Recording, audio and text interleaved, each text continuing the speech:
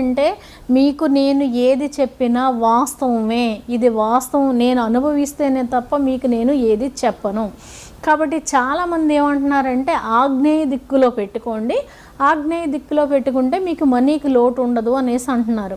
కానీ money plant అనేది ఎప్పుడైనా సరే వాయు దిక్కులో పెట్టండి. వాయు దిక్కులో పెట్టి ప్రతిరోజు అంటే భారీగా నీళ్లు పోయడం అనేది పోయకుండా చిన్న గ్లాసులో కొంచెం పసుపు రవ్వ వేసి చక్కగా అంటే దండం పెట్టుకుని మీరు ఆ నీళ్లు చుక్కలు అందులో వేయండి. ఎందుకని అంటే మనీ ప్లాంట్ ఓన్లీ వాటర్లోనైనా బతికేస్తుంది.